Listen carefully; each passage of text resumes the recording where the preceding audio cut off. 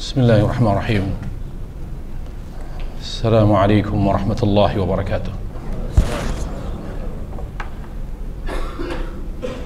Alhamdulillah hamdan katsiran tayyiban mubarakan fih kama yuhibbu rabbuna wa yarda. Wassalatu wassalamu ala tammanil akmalan ala al-mabuthi rahmatil alamin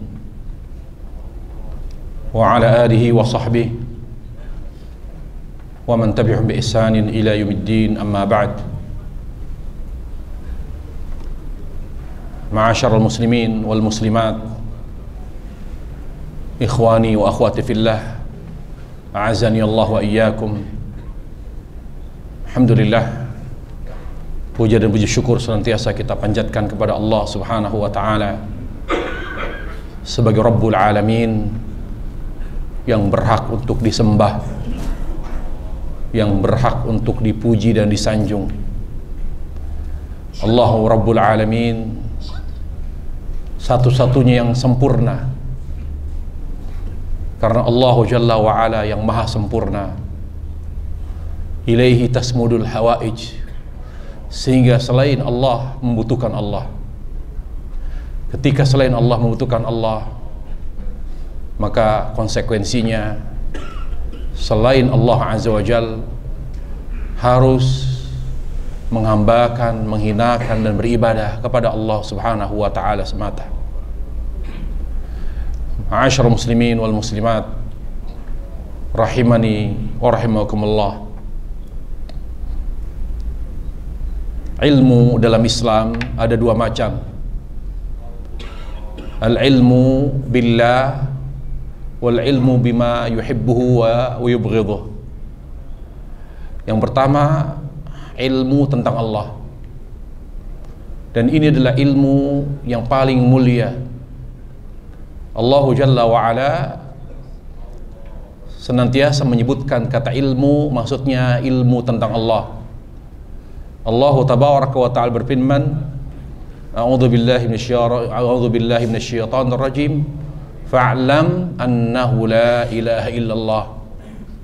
Ketahuilah tidak ada ilah yang berhak diibadahi kecuali Allah. Dalam hal ini Syekhul Islam Taimiyah mengatakan, ilmu yang dimaksud oleh Allah adalah ilmu agama.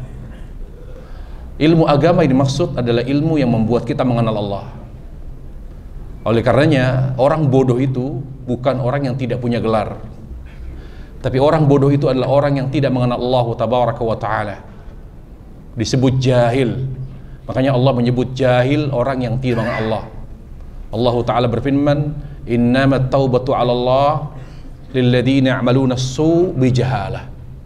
Innamat taubatu 'ala Allah, sesungguhnya taubat berlaku bagi Allah, alladzina ya'maluna as-su', yang melakukan keburukan, bijahalah, karena dia tidak mengenal Allah. Syekhul Islam Taimiyah rahimahullahu taala berkata, kullu man 'asallaha fahuwa jahil. Orang yang durhaka kepada Allah, sebabnya apa? Karena dia tidak mengenal Allah. Makanya Nabi Nuh alaihissalam ketika menasihati kaumnya yang telah berbuat syirik kepada Allah Jalla wa Ala, apa yang beliau katakan pada kaumnya?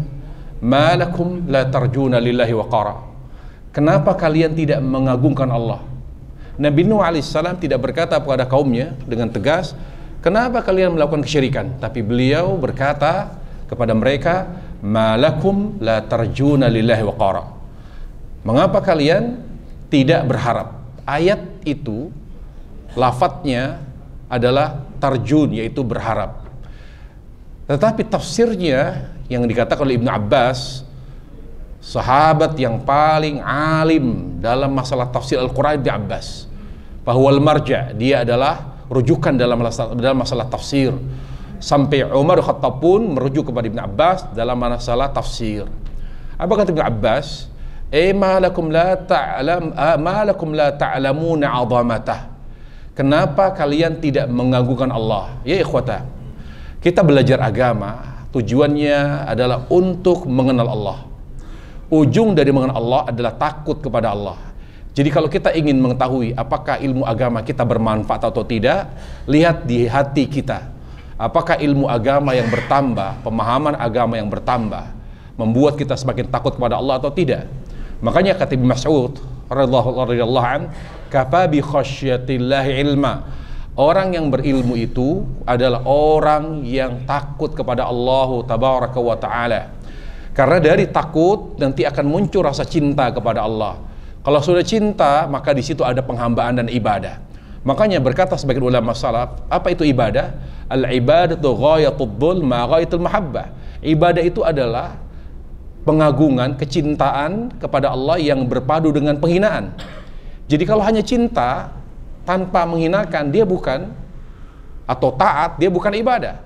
Kalau menghinakan diri atau taat secara mutlak tapi tanpa rasa cinta, bukan ibadah. Ibadah itu cinta yang berpadu dengan ketaat secara mutlak.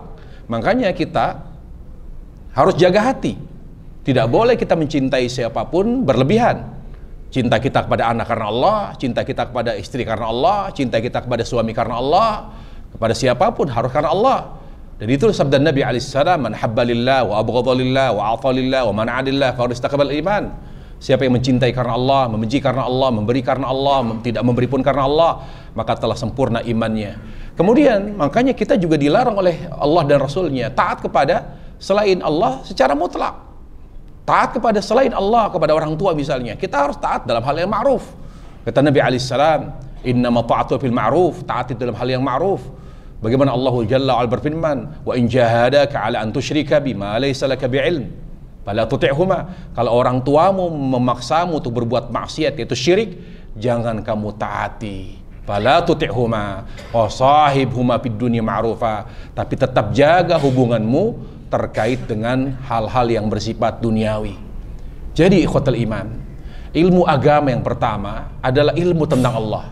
Ibnu Qayyim bahkan menegaskan, syaraful ilmi tabi'un li syarafi ma'lumi. Ilmu itu kemuliaannya, urgensinya bergantung kepada objek pembahasan. Kalau yang dibahas Allah, maka dia mutlak ilmu yang paling penting. Hati-hati, makanya ketika kita masuk liang kubur yang pertama ditanya oleh malaikat, siapa Tuhanmu? Marabbuk. Makanya Allah Jalla wa'ala memberi kita umur bukan untuk sibuk urusan dunia, tapi untuk mengenal Allah Jalla wa'ala. Karena amal itu ditentukan oleh hati yang cinta Allah. Kenapa kita suka maksiat? Karena kita lebih cinta dunia daripada Allah. Mengapa kita cenderung taat? Karena kita lebih cinta Allah Jalla wa'ala. Makanya Nabi alaihissalam, akhlak beliau sempurna. Akhlak beliau selalu dicintai Allah. Kenapa? Karena hatinya cinta Allah. Dari mana kita tahu bahwa hati Nabi cinta Allah? Hati Nabi mengagungkan Allah Jalla wa'ala. Lihat ikhwatal iman, perhatian besar Nabi alaihissalam. Perhatian besar Nabi alaihissalam adalah wahyu. Bagaimana beliau merasa gelisah ketika wahyu tidak turun kepada beliau, salawatu rabbi wa salamu alaih. Lihat bagaimana beliau dalam doa. Doa beliau yang selalu beliau minta kepada Allah, Allahumma inni as'aluka hubbak. Ya Nabi yang sudah jamin surga, doanya begini, Allahumma inni as'aluka hubbak wa hubba man yuhibbuk wa hubbal amalil ladzi yuqarribuni ila hubbik. Ya Allah, aku memohon kepadamu, tanamkan di dalam hatiku rasa cinta kepadamu. Itu doa Nabi salawatu rabbi wa salamu alaih. Kita siapa ikhwatal iman? Kita tidak dijamin surga. Kita tidak tahu nasib kita apakah su'ul khatimah atau husnul khatimah. Tapi doa kita lebih banyak minta dunia. Doa kita lebih banyak minta hal-hal yang bersifat duniawi. Kalaupun minta terkait dengan akhirat, minta ampun, minta rahmat. Ya ikhwatal iman, Nabi alaihissalam berdoa, ya Allah, aku mohon kepadamu, tanamkan di dalam hatiku rasa cinta kepadamu. Itu Nabi yang 2 kali dicuci hatinya Jibril, dibelah dadanya, dicuci hatinya dengan air zam-zam. Tapi doanya masih seperti itu. Wa hubba man yuhibbuk. Tanamkan di dalam hatiku rasa cinta kepada orang-orang yang kau cintai. Wa hubbal amalil ladzi yuqarribuni ila hubbik. Tanamkan di dalam hatiku ya Allah rasa cinta kepada amal yang semakin mendekatkan diriku kepadamu. Ma'asyiral muslimin, ya ikhwata ra'akumullah. Ibnu Qayyim rahimahullahu taala mengatakan, kalau Anda membutuhkan sesuatu apapun dari urusan dunia, gak usah detail, tidak usah menggurui Allah Jalla wa'ala. Ya Allah, saya minta istri yang begini, saya minta anak yang begini-begini, saya minta sekolah pendidikan anak yang begini, ya Allah saya pengen punya rumah yang begini. Jangan menggurui Allah. Atu'allimunallah bidinikum. Allah katakan terhadap malaikat ketika mereka mengatakan, qalu nusabbihu bihamdika wa nuqaddisu lak. Qala inni a'lam ma la ta'lamun. Jangan sok tahu kamu malaikat.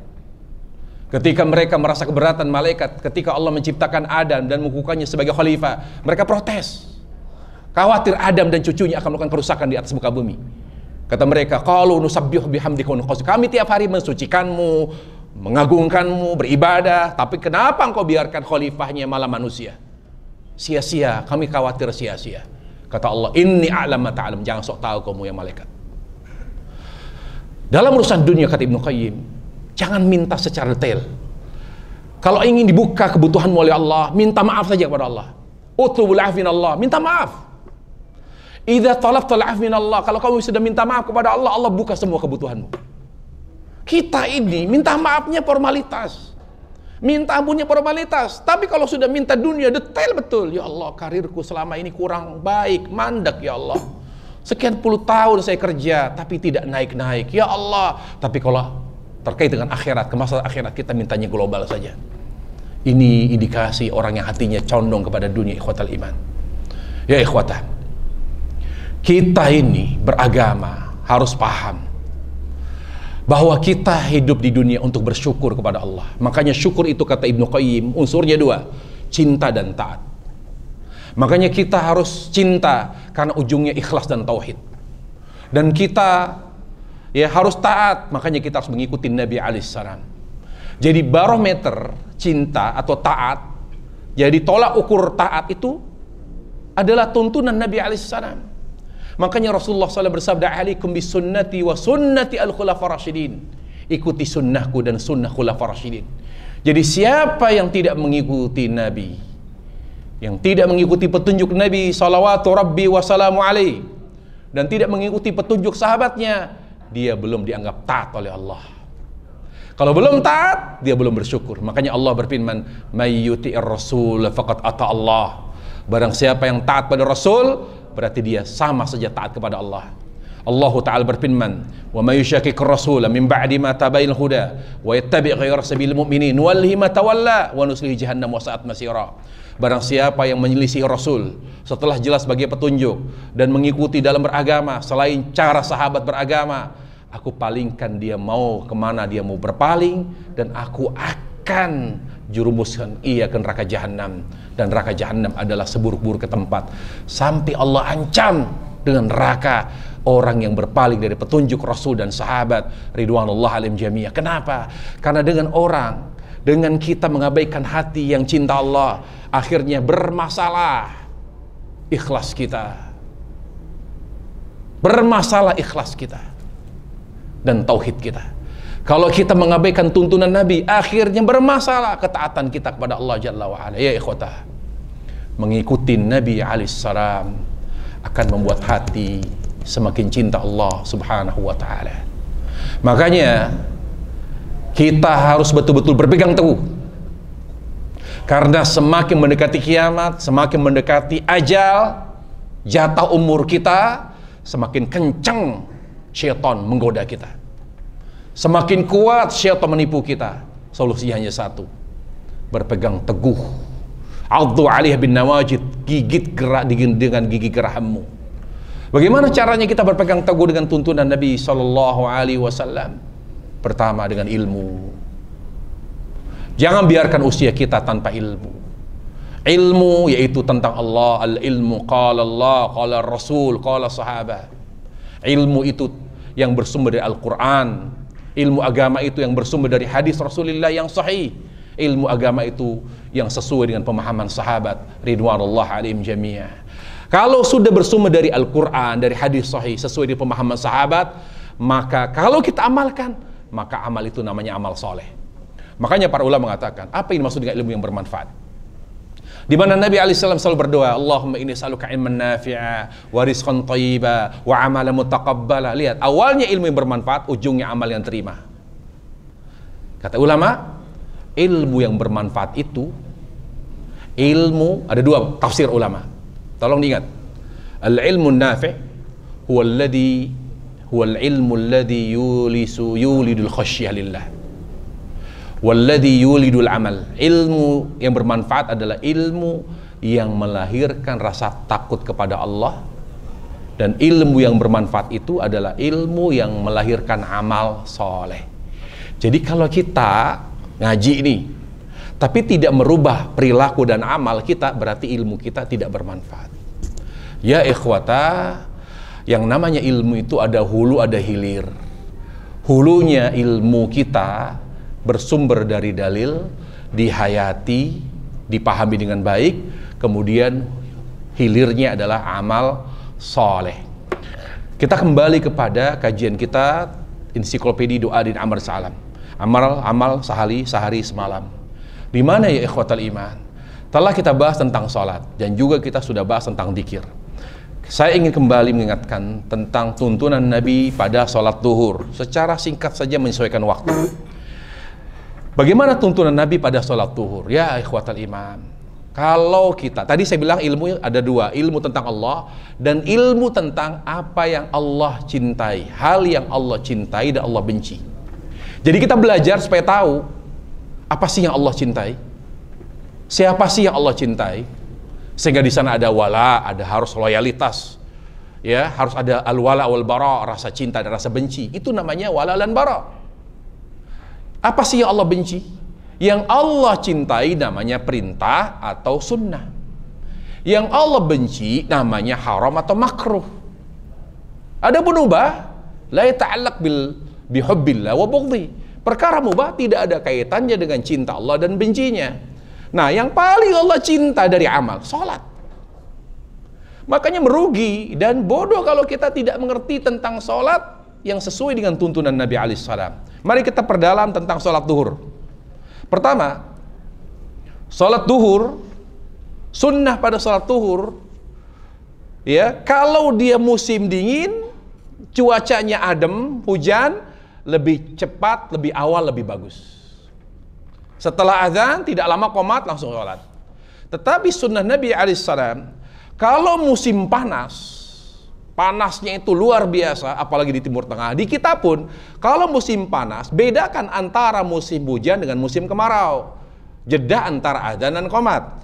Kata Nabi alaihissalam, kalau musimnya ya bersahabat, cuacanya bersahabat, yaitu musimnya hujan tapi tidak terlalu deras, tidak menimbulkan bencana. Intinya tidak ada yang membuat kita tidak nyaman karena panasnya cuaca, tapi adem. Maka sunnahnya kalau musim panas adalah diperpanjang durasi antara adzan dan qomat. Apa kata Nabi alaihissalam? Kata Anas bin Malik, kana Nabi sallallahu alaihi wasallam idza syaddal harru awrad bis salah. Nabi ketika musim panas, beliau menganjurkan ya umatnya untuk memperpanjang durasi antar adzan dan qomat. Jadi jangan 10 menit. Kalau musim panas, panjangkan lagi 20 menit, 15. Kecuali ada pertimbangan terjadi seperti di sini adalah lingkungan kerja, mungkin punya pertimbangan, apalagi di sini ruangannya ber-AC misalnya. Tapi kalau bicara sunnah, ya apalagi tempat ibadahnya, musola masjidnya tidak ber-AC, hanya mengandalkan kipas, maka sebaiknya diperpanjang durasi antar adzan dan qomat sesuai dengan musimnya. Kemudian yang terkait dengan tuntunan Nabi SAW, bacaan. Apa bacaan Nabi pada salat duhur yang sering Nabi baca? Yang sering Nabi baca pada salat duhur al-ghasyiyah, al-a'la al-ghasyiyah. Di rakaat pertama al-a'la, rakaat kedua al-ghasyiyah. Kemudian berikutnya al-buruj wat tariq, was sama'i dzatil buruj. Ya Allah, ya ikhwatal iman, amalkan. Jangan hanya kita baca alhaakumut takatsur wadduha. Yang Nabi sering baca, beda pahalanya. Antara orang yang baca alam nasyrah al-insyirah di salat duhur dengan yang membaca al-a'la dan al-ghasyiyah, semakin sesuai dengan tuntunan Nabi, pahala yang kita dapat semakin besar. Ya ikhwatal iman. Saya ulangi, saya tegaskan. Pahala, besar pahala bukan terkait dengan besarnya amal. Besar kecil pahala yang kita dapat dari Allah bergantung kepada keselarasan amal kita dengan tuntunan Nabi alaihissalam. Saya ulangi. Besar pahala yang Allah berikan kepada kita bukan karena besar dan beratnya atau banyak dan sedikitnya amal, tapi besar kecilnya pahala yang kita dapat dari Allah bergantung kepada sejauh mana amal kita, sesuai dengan tuntunan Nabi Sallallahu Alaihi Wasallam. Contoh misalnya, mana yang lebih baik ketika kita di Masjidil Haram atau di Masjid Nabawi dalam keadaan safar, salat qobliyah ba'diyah atau kita tinggalkan? Jawabannya adalah kita tinggalkan. Padahal itu Masjidil Haram. Yang kata Nabi alaihissalam, salat di Masjidil Haram 100.000 lebih baik daripada salat di masjid biasa. Tapi ketika kita safar dan berstatus musafir di Mekah, 1 hari, 2 hari, 3 hari, 4 hari, maka sunnahnya tidak mengerjakan qobliyah ba'diyah. Padahal qobliyah ba'diyah di Masjidil Haram harusnya lebih baik, lebih besar pahalanya, tapi tidak. Justru yang lebih baik dan lebih besar pahalanya yang meninggalkan qobliyah ba'diyah, karena Nabi tidak pernah mengerjakan rawatib selama beliau safar. Berarti ini ada kaidah bahwa besarnya paling kita dapat bukan karena banyaknya amal, tapi karena amal kita lebih selaras dan sesuai dengan tuntunan Nabi Sallallahu Alaihi Wasallam. Apalagi yang beliau baca di salat zuhur, al-insyiqaq, idza sama'u syaqqat, ya. Kemudian yang berikutnya, hidupkan sunnah Nabi alaihissalam. Setelah salat zuhur, ketika ingin mengerjakan sunnah ba'diyah, jangan dikerjakan di tempat yang sama. Pindah, geser ke kanan atau geser ke kiri atau mundur ke belakang, lalu kita letakkan sutroh. Dalilnya apa? Hadis Muawiyah, di mana Rasul Muawiyah berkata, amarna bidzalika alla tusalla salatun hatta natakallam an nakhruj. Nabi alaihissalam memerintahkan kita untuk tidak setelah salam langsung nyambung dengan ba'diyah. Itu tidak sesuai dengan contoh Rasul. Jadi setelah sholat duhur, dikir, lalu setelah dikir jangan langsung sholat, tetapi ya melakukan ritual, ya maksudnya apakah ngobrol dulu dengan menyapa sebelah kita, atau dengan berpindah tempat, au nakhruj, berpindah tempat, ya. Kenapa? Alasannya dua.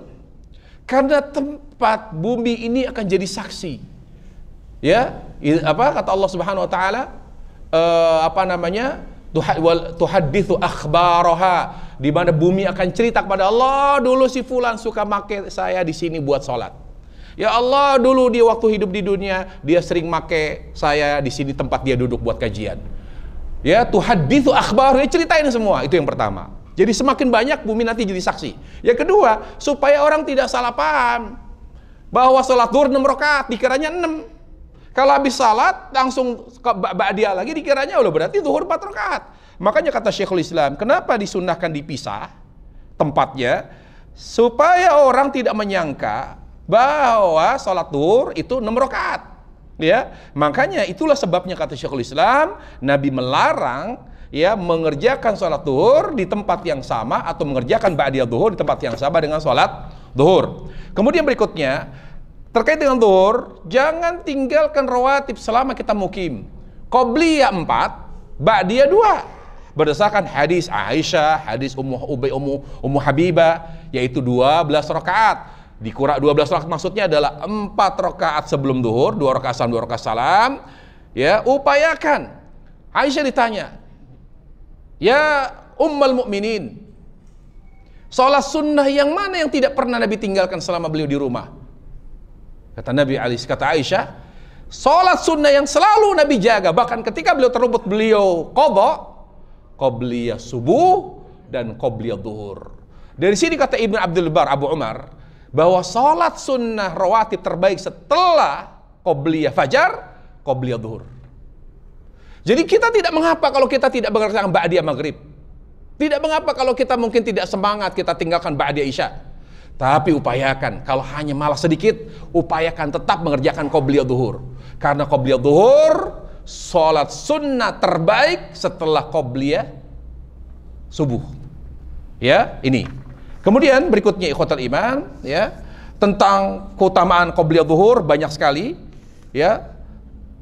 Di antaranya apa? Kata Nabi alaihissalam, siapa yang selalu menjaga 4 rakaat sebelum zuhur, maka Allah akan jaga dia dari api neraka. Man hafadha ala arba'i rakaati min qabla dhuhur wa arba'in ba'da haramallahu 'alan nar. Barang siapa yang senantiasa menjaga 4 rakaat sebelum zuhur dan 4 rakaat sesudahnya. Di sini khilaf para ulama, apakah ba'da zuhur 2 atau 4? Yang Yang sahih berdasarkan hadis Aisyah, karena hadis Aisyah wal faisal. Dia penentu mana rawatib muakkadah mana bukan. Karena saya meneliti tentang hal itu dan saya simpulkan, berkata Syekhul Islam Taimiyah, kesimpulannya bahwa qabliyah, ba'diyah yang muakkadah, rawatib muakkadah 12. Tidak termasuk 4 rakaat setelah zuhur. Adapun yang muakkadah adalah yang 2 rakaat. Sesudahnya sifatnya tidak muakkadah. Muakkadah artinya yang layak dirutinkan. Tidak muakkadah artinya tidak patut dirutinkan. Itu keutamaannya. Kemudian apa kata Nabi alaihissalam tentang keutamaan tentang keutamaan qobliyah zuhur dan ba'diyah zuhur, di mana begitu pentingnya qobliyah zuhur dan ba'diyah zuhur sampai Nabi mengqadhanya. Mengqadha kapan? Mengqadha ba'diyah zuhur, mengqadha qobliyah zuhur, mengqadha qobliyah zuhur ba'da zuhur, mengqadha ba'diyah zuhur ba'da asar. Syekhul Islam Taimiyah di sini menyimpulkan semua sholat sunnah muakkadah ketika kita tinggalkan karena uzur, jangan ditinggalkan sama sekali, diqadha. Tapi siapa yang dengan sengaja meninggalkannya tidak bisa diqadha. Misalnya saya niat tidak mengerjakan qobliyah subuh, lalu setelah subuh kita ingin mengerjakan qobliyah subuh, tidak bisa. Yang bisa mengqadha dari qobliyah, ba'diyah yang sifatnya muakkadah ketika meninggalkannya karena uzur, karena ketiduran, karena lupa, karena sibuk, itu boleh. Tapi yang dengan sengaja meninggalkannya maka tidak ada qadha. Demikian ikhwatal imam hal-hal terkait dengan zuhur yang perlu kita ketahui, mudah-mudahan bermanfaat. Wassallallahu wasallam wa barak ala nabiyina Muhammad wa ala alihi wa sahbihi wasallam. Walhamdulillahil alamin. Subhanakallah bihamdika asyhadu an la ilaha illa anta astaghfiruka wa atubu ilaik. Assalamualaikum warahmatullahi wabarakatuh.